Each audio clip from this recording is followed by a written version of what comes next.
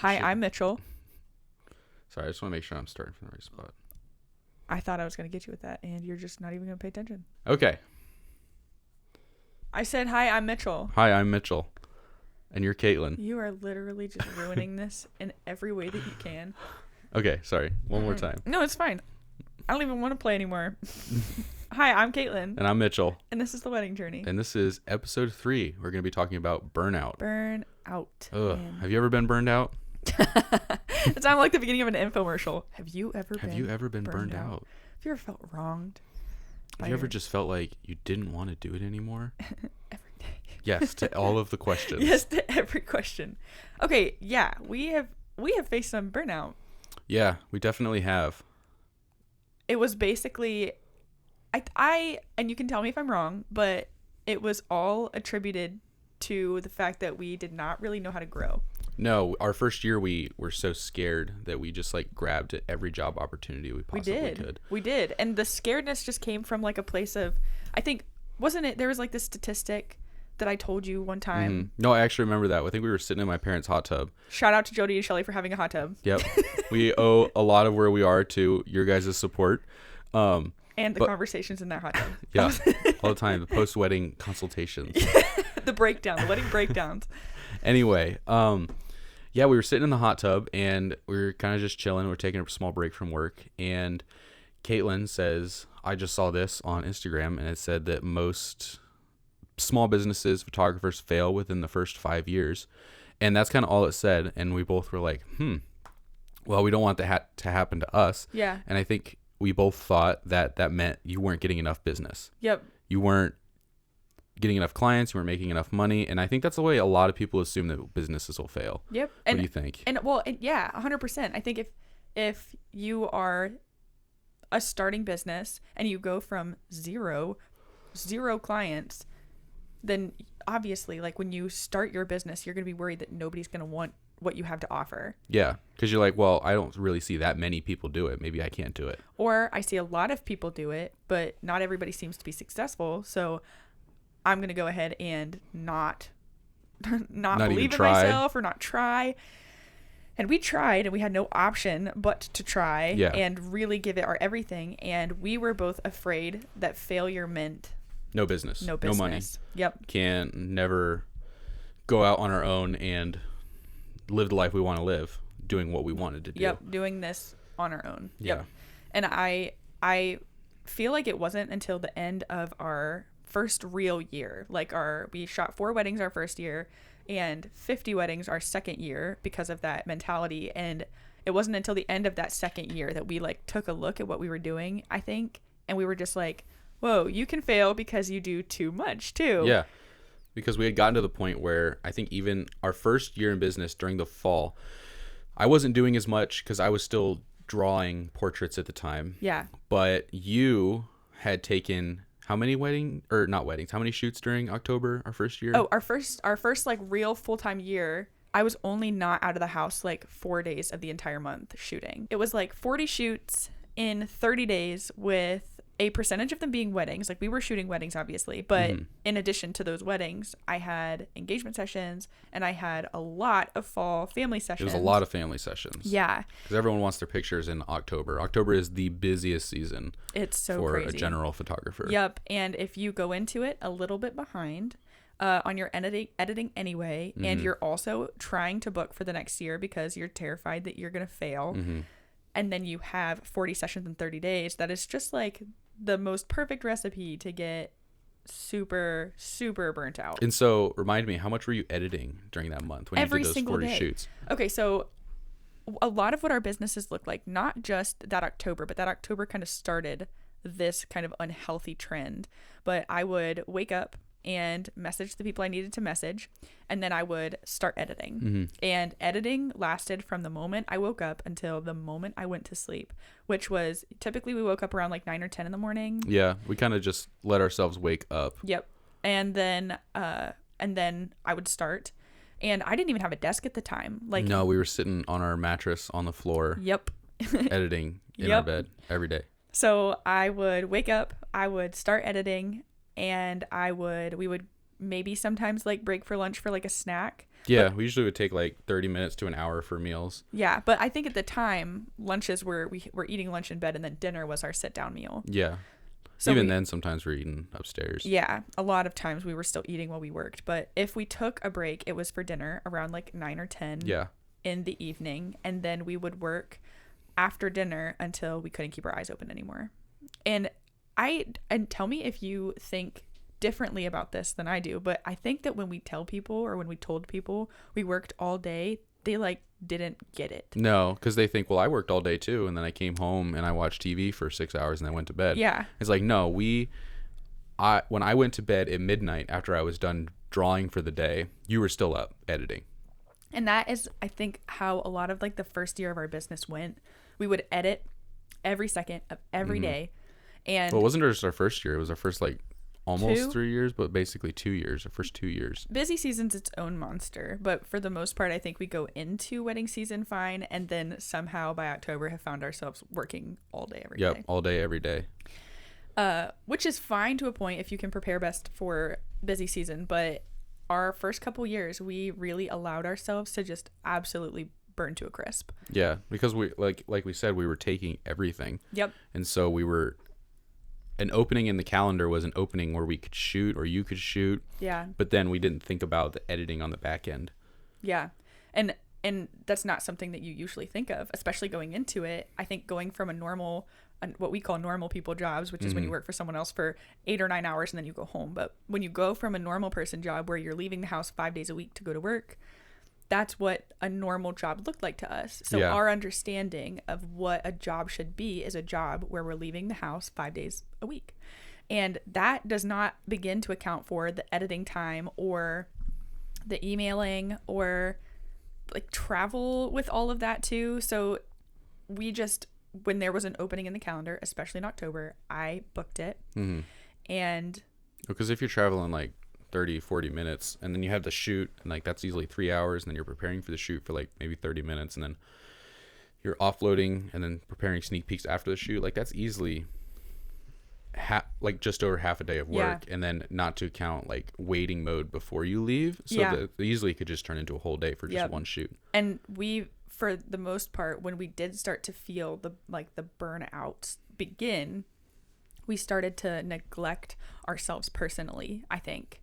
Yeah, we definitely did. We weren't doing anything that we deemed as fun. I think on Thanksgiving we decided, we're like, hey, we're gonna take a half day on Thanksgiving. We're not gonna do anything work related for a half day on Thanksgiving. Yep. And then I think going into December, our first year, we were like, well, we'll take the week of Christmas. And then because our siblings, like for Christmas break, got Christmas off, so we're like, we're just gonna take the week of Christmas. And then we realized we had overextended ourselves, and we're like, okay, well, we have to work, but we could at least not work the day before, the day after. We weren't getting done with stuff as fast as we thought we were. And so we're like, well, our window for Christmas break was just getting smaller and smaller and smaller until we ended up just working on Christmas. I remember we woke up in the morning, we did the things with our families, and then we ended up like coming upstairs after dinner and working. And that was, and I think there was a part of me that was a little bit upset with us that was something we had to do, but also it was non-negotiable. Like, because we had deadlines, and I would say the biggest thing that started our burnout was just being overwhelmed because we improperly estimated how much editing would go into 100%. Everything. And so I feel like that's one of the bigger things avoiding burnout is just you have to appropriately estimate how long things are going to take you. And that's really hard in the beginning because you just don't know. And there's no shame in finding out what your limits are, especially that first year. If your editing times are a little long, or you are figuring out that you can't spend as much free time with your family as you thought, like, I think your first year, that's okay, because you owe it to your clients to give them good stuff, and you owe it to your business to give your business a chance and not tarnish your name by giving people bad quality products. But the best thing you can do is you can learn from that. It's gonna burn you out. And that's one thing I feel like you hear a lot of small business owners who are on the other side of the couple years old mark, and they're like, well, let me tell you how to do it without burning out. And I've seen a couple of those videos, listened to them, considered what they had to say, and I just don't believe it. I think that in order to start your business, to get it off the ground, you have to be willing to sacrifice 1 to 2 years of your life. And there's a good way to do that, but you're going to make mistakes. You're going to overwork yourself. You are going to be up all night working on projects. You have to be willing to make that sacrifice in order to get where you want to go. In a reasonable amount of time. I think you can take 10 years to build your business, but by the time you've built your business, you're like trying to think about retirement. Like, if you're not moving in 10 years, you're probably not changing much at all. Yeah. And so it's really tough to talk about not burning out when you're talking about starting a small business. It's more of how to come back from it. So that you can, once you've learned all the lessons, you're like, oh, it does take me 2 weeks to edit a wedding. I can't take 40 family shoots in October. Once you learn all that, you need to be able to recover from your initial couple years. And then keep that from happening again. Yeah, you need to be able to heal. Okay, so after we did the obligatory burnout to get our business started, we tried to come back from it our first year, right? So October happened and it was crazy. We worked through Thanksgiving, we worked through Christmas, and then really quickly, this actually is not something we have a lesson on, but it's something that we learned that I just really quickly feel like it's important that I tell you.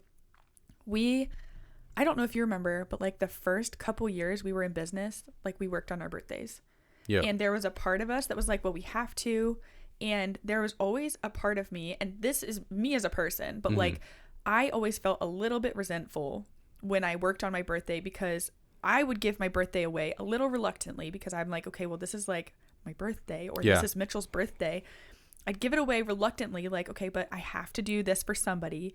And then every time, 100% of the time, it went unnoticed, unappreciated. Nobody knows. Yeah. Well, that's being unappreciated, I feel like, is a huge part of burnout.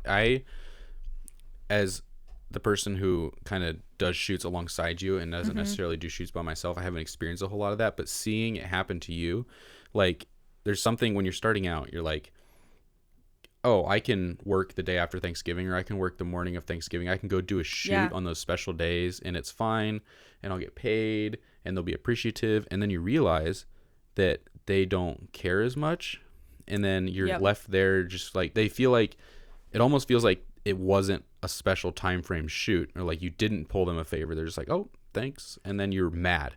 And that builds, because you're like, well, last time I pulled a favor for a person, I didn't get appreciated. And if I do it again and that happens again, I'm going to be super mad. And then the burnout starts to happen because you're just mad all the time. Yeah. Well, aside from like the burnout of it all, the industry, your work, like, you can care deeply about your work, but your work doesn't care about you. No. Like, clients can care about you, but the thing is if you offer them your birthday, they'll take your birthday. Yeah. Like, you have to, this is like a completely different side note, a little bit separate from burnout, but you have to protect the things that are important to you, because otherwise they're going to get taken and they're not going to be appreciated in the way that they deserve to be appreciated. So like, as you move forward, or as we continue to move forward, we're finding ways to make sure that we're protecting the things that are important to us, because we have been asked to shoot on Thanksgiving morning because that's the time that the family comes in. Yeah. And then it's like, well, I'm also with my family. Yeah. Like, that's quite the ask. Yep. And if the shoot doesn't go well, or if the prep work is a little bit great, then you're carrying that into your family time as well. Yes. Or if, God forbid, they're late. Oh my gosh, which happens frequently enough. I wouldn't want it to happen on Thanksgiving. Or like when you're pulling someone a favor and then they're late, and then now not only were you going to be late to whatever you have next, but now you're going to be even more late. And it's like, well, you just realize that you have to protect yourself proactively, because if you don't, you're going to burn out way faster, because you're just going to be mad all the time. You're and you're miserable. not going to want to do anything because you're just so mad at what might happen. Yep. And that's just like, end of sidebar. That's just something that we have noticed contributes to us being a little bit more resentful. And it's just something that we've learned, like, the work does not necessarily care about you. You have to take care of yourself in order, like, you have to advocate for yourself in order to get what you need to go into every season of your business fresh. That's it. Now we can move on to coming back from burnout. Yeah. Because we have definitely experienced it. Like, we went from we were talking about this before. We went from October, which was crazy, to November, which was crazy, working on Thanksgiving, working on Christmas. And then the plan was to take all of January Yes. off. And then I think We ended up having a couple last minute shoots. January of 2022 is when we would try to take off, right? Mm-hmm. So we had some video projects that hung over, and then I was Yeah. editing basically all of January.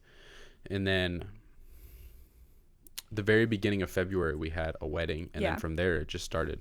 Yep. We started to go right back into it. Yep. We had like a February, which there was editing time for. And then we had engagement sessions. So the February wedding, editing for the February wedding, engagement sessions for February. And then we had a March wedding. And then April starts our busy season. So typically in April, we have 3 or 4 weddings. And that's when it starts. That's when it starts. We hit Yep. the ground running, and we were not recovered Yep. from the previous year because we had gone from just a couple weddings in 2020 to a fully booked schedule of over 40 weddings in 2021. Yep. So we were tired, we were behind, we were starting to get worn out on the job a little bit, and then we didn't get recovery that winter, and we rolled right back into it. So we're basically working for 2 years straight Yep. of sun up to Past basically sundown. morning to morning work. Yep. Where we're working from late morning to early morning, and then Yeah. just 2 years solid of that. Yep. And that is Hard to come back from. Yeah. And we kind of figured out that in order to come back from it, you really need like essentially 2 things. You need to take time off to get to a point where you're excited to shoot again. Yep. And that's important. You need to Yep. take enough time off and do different things to where the point where you start to get a little bored and you're ready to jump back into Yep. it. So typically what we do now is we take December and January. And those are our 2 months. We do like a little bit of light emailing, maybe a little bit of like website refresh. But aside from that, the calendar's clear. We don't schedule. Yep. And so we're not Weddings. doing a bunch of active work. And so we actually get time to catch up on TV shows other people are watching, play games that came out that year that we didn't get an opportunity to do. Yeah. Go places, just do Be things, with our just family, hang 'cause out, be with tis our the family. season. Yes. Yeah. That's so important. I'd argue it's the most important thing is you need to be completely fresh when you jump back into your Yep. next busy season. Yep. So recover, like, and don't rush it either. Don't be like, okay, well, I'm going to take a whole week off for real. I'm going to go vacation. We're going to Florida. Like, I'm going to go lay on a beach. Honestly, a week of going somewhere, I feel like wouldn't even be enough because Travel stress. So you're not even relaxing the whole time. And then Yeah. a week is not enough. A week is like, feels like a blip when in terms of recovering. Like Yeah. you need to be able to schedule yourself like about a month Yep. in order to recover. Yep. And usually you want to do that in your least busy season. Yep. So we estimate December, January Yep. is our off time. And that first year is when it was 2022 when we did that for the first time. And that was revolutionary. Yes. So we scheduled that time off so that we could come back fresh. And then the thing number 2 that we did was that we kind of like planned in our last little bit of time off, we planned for some passion projects. So Yep. stuff that got us excited again to like come back into work and start to give it our energy and warm up creatively. It worked as like a really good warm up time. So we were able to just think through it without having to leave the house. We could talk with each other about it. And it was a good time for us to warm up creatively to what was going to be coming in the year. Yep, I agree. So for you as passion projects, for me, I feel like I needed to find ways to make editing my wedding videos like exciting again. Found that I wanted more. So I was figuring out ways to mic more people, set up more cameras, like interview people. And that was good because I had more freedom in the edit and that made me more excited. So Yeah. you really just have to find a way to like get re-excited about your work if you're bored of it. Yeah. Which I would argue that's a passion project, baby. That's a passion project Yeah. all the way. Yeah. If you're trying to figure out how to edit differently so that you can do your work more justice, become more passionate about your work, I would argue that's a passion project. Yeah, I guess you're right. But not the same as my passion projects, because my passion projects were like shooting something I wanted to shoot, Yes. something that like motivated me and made me excited and got me super creative. Did that work Yeah. for you? Did Oh, that yeah. get you re-excited?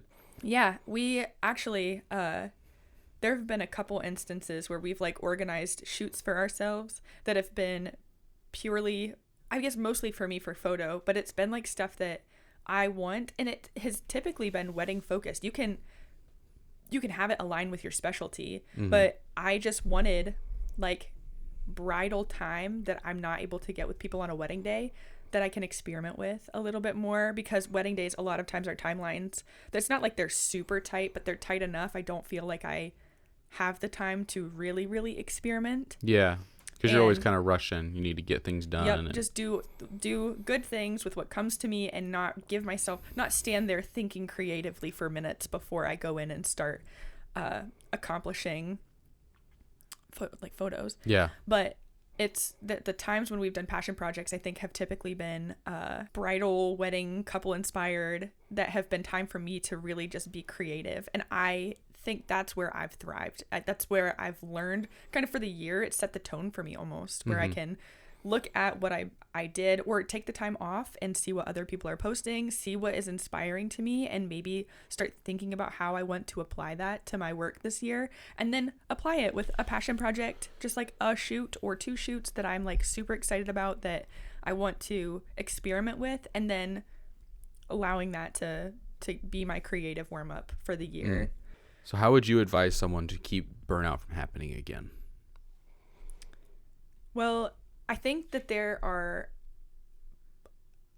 it depends on what the reason it started for them is. For some people, they need to limit the number of projects they're doing. So, for example, like, we now have a number of weddings that will photograph a year and will film a year, and we have a number that will photograph and film a month on top of that. And then in addition, we have this like point system, which is really cold and scientific. Yeah, but it works. But it works. It kind of helps you detach personally from every single person that crosses your path, and allows you to think about it from like a business standpoint. So, for example, weddings are 2 points, regular shoots are 1 point, and we allow ourselves to take 3 points a week. So unless we have like a double header, in which case we're not shooting anything else that week. Right. So because that's 4 points. Because that's 4 points, and that is borderline. Right. So we basically have done that, where we've limited the number of shoots that we've shot.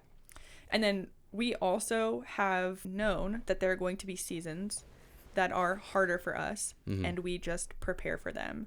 So like October is always really crazy, and we go into it ready for October with nothing else behind us, so that we can just be focused on October. Yeah, because that's one of the most important things about avoiding burnout is if you have like a really busy part of your year coming up, it's really important to be caught up before you go into those parts of the year. Because if you take on like 5 weddings in a month, you're not going to edit 5 wedding galleries in a month. Maybe you are, but it's going to be tight. But if you come into it already having 4 or 5 on your plate, well, now you're going to just automatically, by shooting those weddings, you're now a month behind. And then if you have 2 busy months back to back, which happens a lot, then you're 2 months behind, and all of a sudden you're right at the edge of what you promised people you'd deliver. And that's something that I've run into a lot doing videos, is all of our wedding videos we're shooting is focused during one point of the year, but I have to edit over the course of the whole year, and sometimes that gets a little tight. And part of planning is that allowing for yourself to get set up to prepare well for those busy seasons. But like another part of it is like automation. I think preparing is also finding ways to automate your business and allowing that to help you. So email automation, Honeybook actually is the client management system we use, and they just came out with an AI email situation, which is great. We actually sell email templates for a lot of like big moments. So if somebody reaches out for an inquiry, or if you have to tell somebody that you don't think you're a good fit for them, or how to prepare someone for their engagement session. Like, we have like these email templates for big moments, but for the little email that's just like, I got your questionnaire, thanks so much, excited for our session. Like, those, Honeybook actually offers like AI now. All I have to do is press AI generate this email, and it'll generate it for me, and I can tweak it. And all you have to do is like change a little bit, so it's actually you saying it. And it analyzes your style though, and it like is a little scary. We also have used ChatGPT before to answer some emails, in the sense that like maybe there's an email that's kind of a little difficult that we don't necessarily have the experience or expertise to address. Like the first time something happens, like saying no to somebody. That can be challenging, and finding the words that professionally relay no, or in the event you have somebody who's like, hey, we've gone with another company for our photo video. Like, you want to remain professional and still leave things good, but you also, like, how do you tell somebody like best wishes, but like in a professional way. Like, how do you do that? Automation. Honeybook and ChatGPT 100% all the time, every day. Love it. It also, ChatGPT helps with like Instagram posts. If you are all on that social media, because that's how you're getting your name out there. That's how we market ourselves as social media. So if you need like captions for posts, ChatGPT, just tell it what you want. ChatGPT, love that stuff. And then also, another thing that we do, this is for photos only, but is we use like Imagine for editing photos. And so what's that do? Imagine is an editing program that is a software AI generated. Basically, did we have to like give it 8,000 pictures or something? You have to upload like, I think it's like 5,000 pictures in your style. Yeah. And then it learns. How you edit, so that instead of me going to a picture, applying my preset, tweaking my preset, going to the next picture, applying the preset, tweaking the preset, it does all that for me. And then I can focus on making sure that everything's consistent, which an AI program, believe it or not, is way more consistent than I could be as a human. But retouching everything and making sure that it's consistent. Or if it got the white balance just a little different than I wanted, I can go in and tweak and make big changes like that. And then I can focus on other things So does that help you edit faster? Like, does that increase your gallery turnaround time or decrease it? I mean, well, yes and no. I can do a lot of things now that I would not have been able to do 2 years ago, 3 years ago. So if I were just doing what I did 2 or 3 years ago, heck yeah, it would decrease the amount of time it takes me to turn around a gallery. But now what I'm able to do with the extra time is like soften people's skin a little bit, whiten their eyes a little bit, sharpen maybe eyes, get rid of trash in the background of the picture. I'm able to go in and make each picture more like the art that it is. Yeah, you can kind of perfect it. Yeah, than just being able to have the time to turn around presetted photos, if that makes sense. That makes sense, yeah. So AI, I always thought I'd have to go through an editor, like a person editor. And I am not taking away from that profession at all. Good for you if you do that. Good for you if you want that for your business. But I had a hard time with the idea of paying somebody that much to edit. And then there's also human error in that too. And I would be spot checking things anyway, just like I spot check with Imagine, because I still touch every image. I probably still want to touch them after the editor. Yeah. And the cost difference is just so wildly different that AI is everything. Yeah. That's a great starting point. It is. Especially if you're going to touch all the pictures anyway. Yeah. What advice would you give to someone to speed up their post-wedding processes? Break it up. That is something I think that I didn't understand I needed to do for a really long time. But something that I established last year that has worked for me so far this year. But basically is this post-wedding workflow. And I have like on the night that we get back from the wedding, I offload my cards. The next day I call and pick my favorites. The third day after, or the second day after, the next day, essentially, I put everything in a blog post, write the blog post. I get their gallery ready to send to them, their sneak peek gallery. And then I send them their sneak peek gallery. And then the next day I have like a certain amount of sections that I'm working on, bridal party and details. And then the next day I work on the ceremony and their portraits. And then the next day, so that way each day I have certain things that I have to accomplish, because otherwise as an artist, you're going to want to make it perfect. Yeah. And you're going to want to linger on absolutely everything. And although you shouldn't rush through things, and there are definitely times where there are sections that take me longer than I anticipate, I do give myself hard cutoff times now, because otherwise I'll sit and I will focus on editing a section that is just fine. Like, it's perfect. Yeah. It doesn't need looked at anymore, but if I look at it long enough, I'll decide to change things, as you do as like an artist. So how did you do it before then? So I've always had things broken up into sections, like bridal party, details, ceremony, getting ready, like first looks, first touch. Everything is in its own section.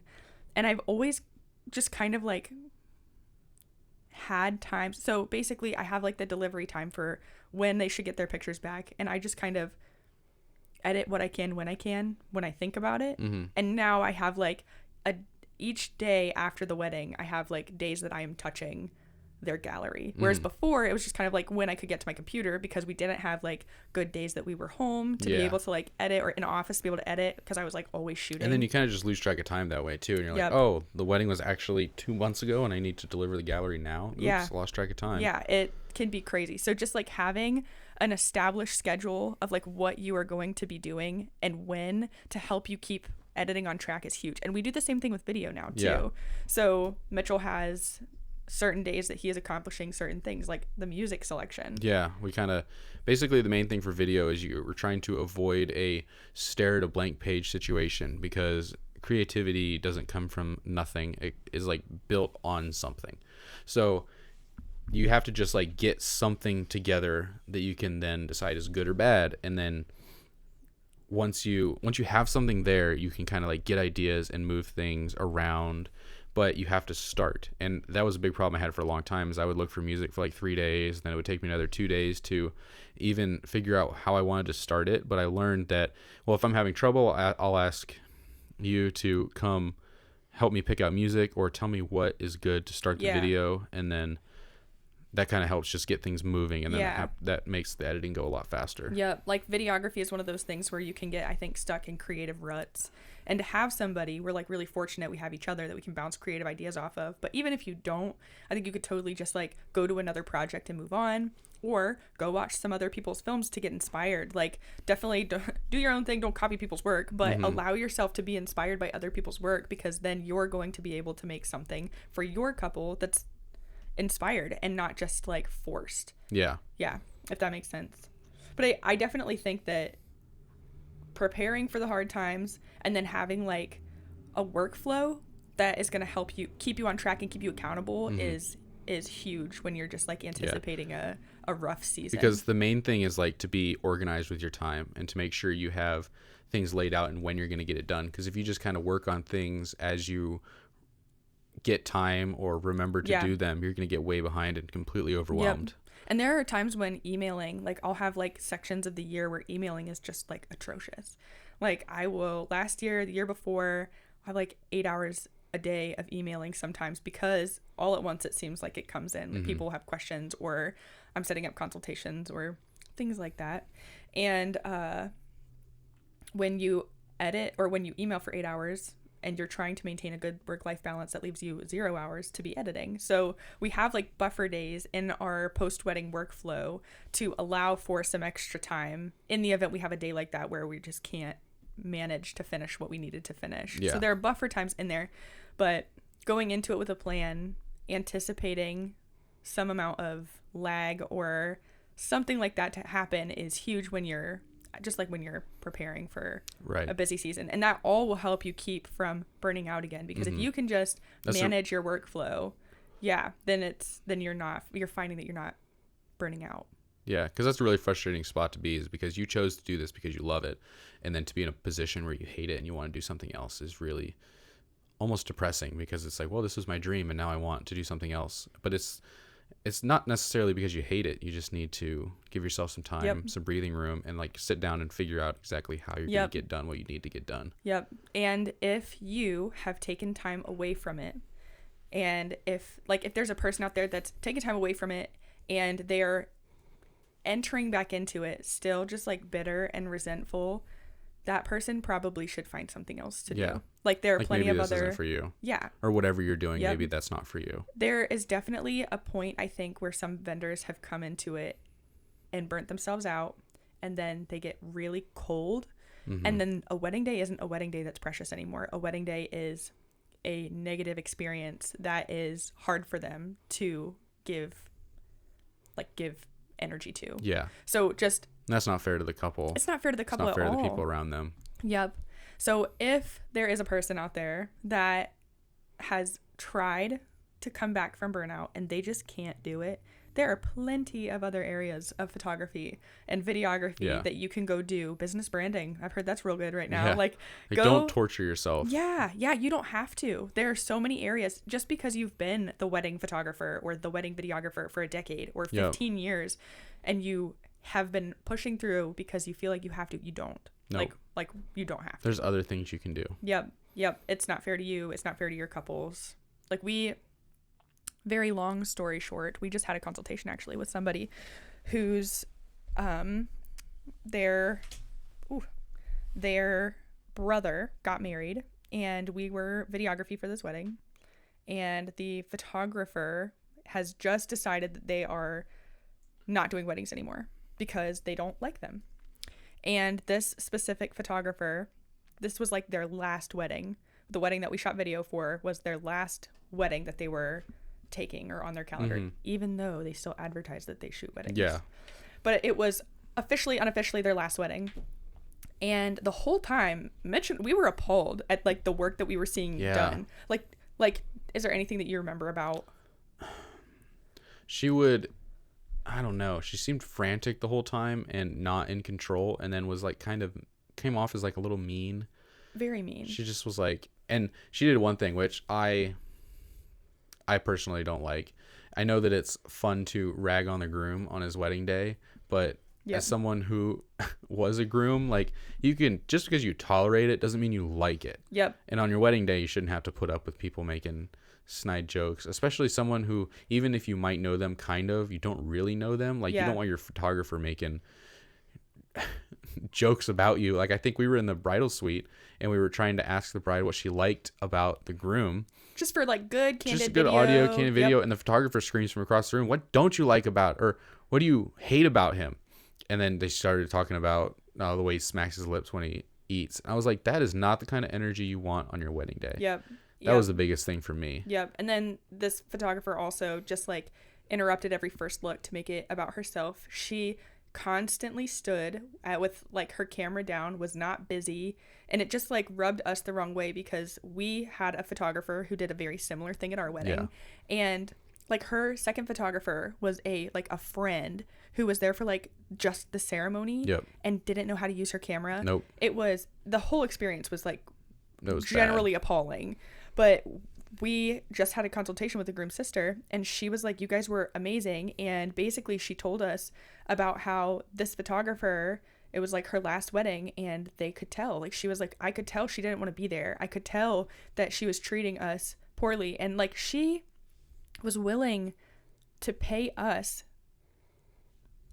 more than her brother had paid this photographer, because she saw a huge difference. And just it seems over the course of our conversation with her, you could tell it hurt her. You could tell that she'd had conversations with her family about how it hurt them that this photographer didn't care. She showed up and she didn't want to be there.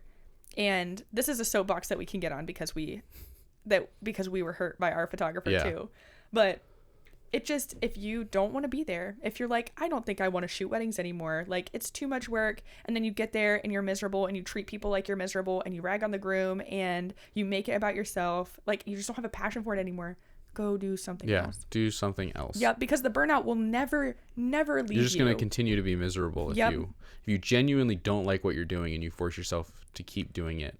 Especially something like photography and videography. Like, if you don't like what you're doing, you can do something else. It's not like you're stuck working at Honda and Whirlpool and you like genuinely can't get a different job. Like, no, you're living someone's dream. If you hate it, give it up. Or just like pivot, try something else. We have a lot of friends who start with weddings and then they end with something else. They start with weddings because it can be lucrative if you put the time into it, and then they pivot their business after they realize that their joints can't keep up with literally sprinting around with 21-year-olds who are madly in love. It's a young man's game. It is. And we have friends who pivot into branding or newborn or family or just like something else that is more suited toward them, and that's perfectly fine. If you want to do that, go do that. But the burnout that you experience and the burnout that you have is not going to leave you if you continue to do something you just absolutely cannot stand doing. So that's like coming back from burnout. If you've tried coming back from burnout and you've tried avoiding burnout and you're just miserable, maybe it's not for you. Yeah, and that's okay though. It's like, maybe, so okay. Like, if you thought you like weddings and it turns out you just don't, like, it's okay to not do them anymore. Yeah. I think people think that if they stop doing something that they're going to fail, or that means that they've failed. And the reality is it doesn't matter. It doesn't No. matter if you like technically failed, or because you're not doing it anymore, you think you failed, because the reality is you're doing the responsible thing by leaving the industry. And that's something that I will continue to preach from the rooftop, because we just see it all the time. Yeah. Wedding professionals who shouldn't be doing it anymore, or who need to take the break because they're burnt out, and they just continue to push because they feel like they need to. And yeah, it's something that needs to change. So hopefully, if you are burnt out, or if you are coming back from burnout and Yeah. you're just like ready to change your business, this has helped you. Yeah, we hope you found this and found it helpful. Yeah. And we hope you keep listening. Yeah, and if you have anything you want to hear us talk about, or any questions for us or anything, you can go ahead and email us at theweddingjourneypodcast@gmail.com, or message us on Instagram at The Wedding Journey Podcast. Yeah, there's your line. Oh my gosh. All right. He's going to steal my lines? All of them. Well, I'm Mitchell. And I'm Caitlin. And this has been the Wedding Journey Podcast. Thanks for listening. Bye, guys.